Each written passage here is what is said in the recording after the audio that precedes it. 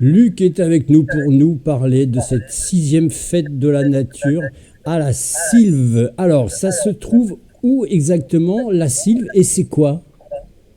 Alors, la Sylve, c'est un domaine, un petit domaine de 2 hectares et demi. En fait, c'est mon grand jardin qui est situé au quartier, le hameau Babara, sur la commune de Vacquières, sur la route de Saint-Beauzile-de-Montmel.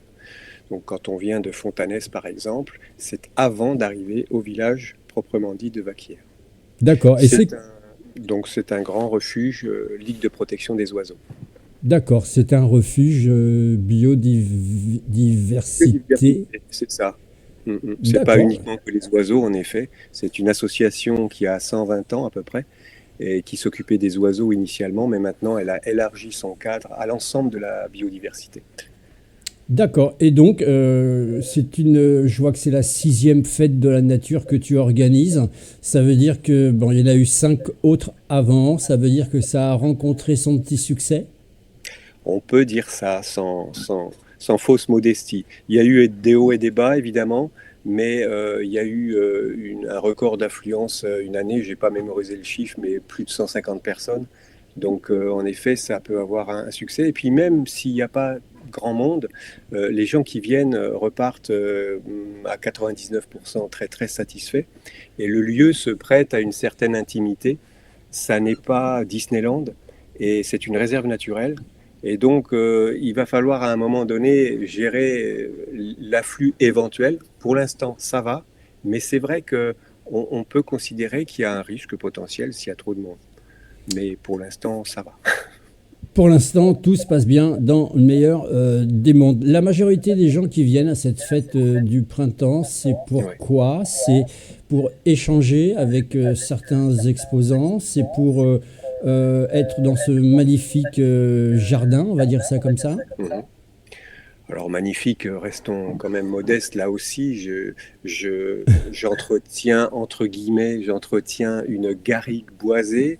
Il y a un aspect naturel évident. Ce n'est pas un véritable jardin au sens propre, puisqu'il n'y a pas d'arrosage. Donc forcément, je me suis cassé les dents pendant un grand nombre d'années à vouloir faire pousser des choses qui ne poussent pas, du fait de la proximité de la roche-mère, très affleurante, sous un sol très fin. Donc, je favorise la nature qui sait tellement bien faire les choses. On a recensé avec mon ami plus de 170 plantes différentes et encore, on n'a pas fait évidemment tout ce qu'il y a dedans. Donc, c'est véritablement, oui, un petit lieu naturel que les gens apprécient.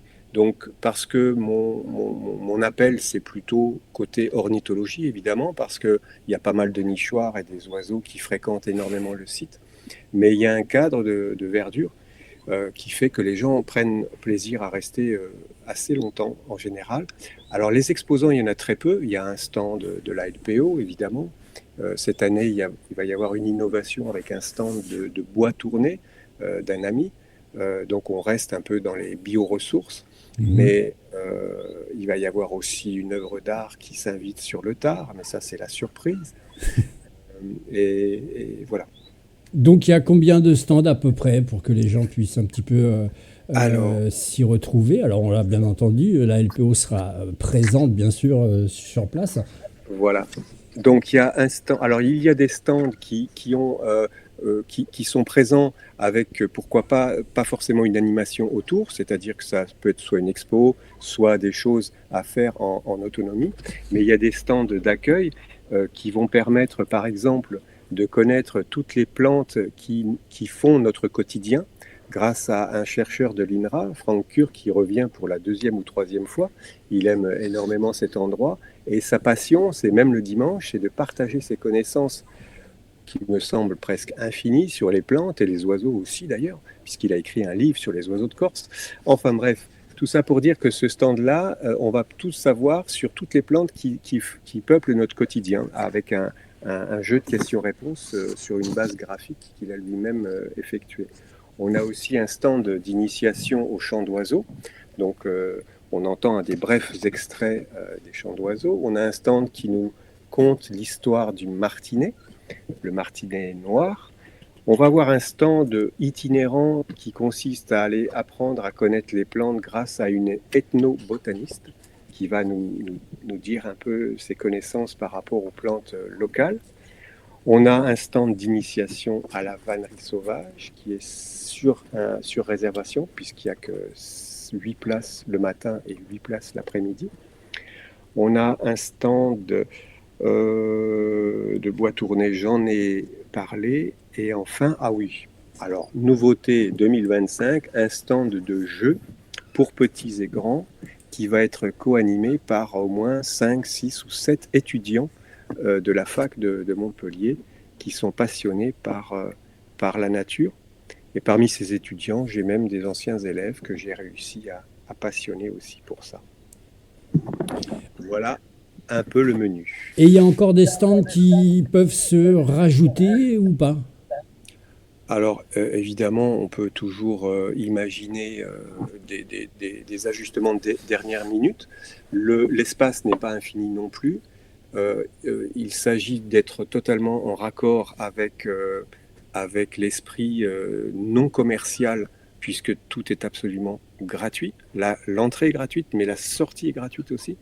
Donc voilà, chaque proposition éventuelle sera étudiée à la loupe, dans la mesure où j'ai un travail d'installation et de prévision entre aujourd'hui et dimanche qui est encore énorme, et je reçois encore 2 classes de l'école de Vaquières, donc mon programme est chargé. Mais je suis évidemment ouvert à toute proposition sans garantie qu'elle puisse être mise en œuvre. Alors Luc, je sais aussi que tu fais partie de cette fameuse, j'ai envie de dire, de cette bande de Ripper Café Ouais. dans lequel tu t'investis aussi énormément. Oui. Mais dis-moi, comment on trouve toute cette énergie, tout ce temps pour faire ce que tu fais? Ben, c'est-à-dire que c'est peut-être, ça relève de la psychiatrie, on va dire. C'est peut-être un moyen de pas avoir le temps d'écouter ce qui se passe à la radio. Et oui, d'agir plutôt que fléchir, parce que effectivement, on vit un climat très anxiogène. Et là, je quitte une classe de CM1, CE2, une classe groupée. C'est le plus gros groupe de l'école de Vaquières qui est venu ce matin, sous un soleil radieux. Et en fait, c'est un régal absolu. Et ils découvrent des choses, pour la plupart, qu'ils n'ont jamais vues, alors qu'ils vivent dedans. Donc moi, mon besoin de transmettre le mieux que je peux, ça, en effet, ne faiblit pas, même si je fatigue énormément, oui, ça tu peux le dire. Alors on l'a dit, c'est à Vaquières, bien sûr, c'est de 9 h à 19 h, C'est ça. grosso modo, si on peut dire ça comme ça. Si les Ouais, gens veulent venir, c'est tout à fait bien sûr possible de venir, je le suppose, en famille, parce que je pense que c'est un moment de partage. bien sûr, c'est ça.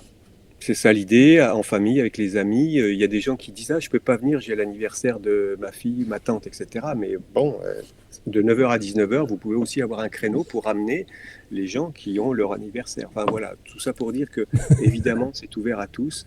Et en général, il y a une superbe ambiance. Et voilà. Alors on l'a dit, c'est la 6e fête de la nature. C'est quelque chose que auquel tu tiens énormément, profondément. La fête de la nature en tant que telle, ou La fête de la accueillir. nature que tu fais chez toi et le fait de pouvoir accueillir à la fois des exposants et aussi Ouais, le fait d'accueillir des visiteurs qui vont être avides de questions. Pourquoi ouais, dans un jardin privatif, par exemple? ouais. Euh, Tout ça, ça te porte, ça t'excite en gros. Oui, oui, c'est sûr que ça me galvanise un petit peu, parce que initialement, ça part d'un principe par rapport à mon espace personnel, c'est de partager un espace. Je me sens é- évidemment très privilégié là où je suis. Je suis sur 2 hectares et demi, déjà la surface c'est du luxe, mais ça c'est historiquement c'était possible il y a un certain temps, maintenant c'est plus difficile. Et puis du coup, en effet, j'aime bien partager au moins une fois par an et d'ouvrir mon espace qui n'est pas clôturé et qui ne le sera jamais, même si les sangliers m'ont fait des ravages cette année qui sont tout à fait exceptionnels. Mais oui, cette envie de partager, je te dis, je ne sais pas d'où elle vient. Bon, j'ai été dans ma vie un peu prof. Depuis 1 an, je suis à la retraite, mais voilà, ça me reprend et j'ai eu envie d'aller au-devant de l'école de Vaquières pour leur proposer de venir chez moi voir cette nature au plus près. Et l'équipe enseignante de Vaquières n'a pas réfléchi très très longtemps pour dire un oui unanime et les 4 classes viennent tout au long de la semaine. Ben Mais voilà, voilà qui est magnifique. On vous rappelle l'événement qu'il ne faut pas manquer, c'est ce dimanche aussi, bien sûr. Alors on va croiser les doigts, bien sûr, avec le beau temps et le soleil. En tout cas, c'est ce qui est prédit.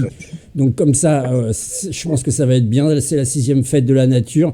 C'est à la Sylve, bien sûr, c'est à Vaquières. Vous voyez l'affiche, bien sûr, à l'écran. Un refuge à voir absolument de la biodiversité, mais pas que, des plantes et plein d'autres belles surprises qui vous attendent. C'est ce dimanche. Merci beaucoup, Luc. merci beaucoup à vous surtout. Au revoir.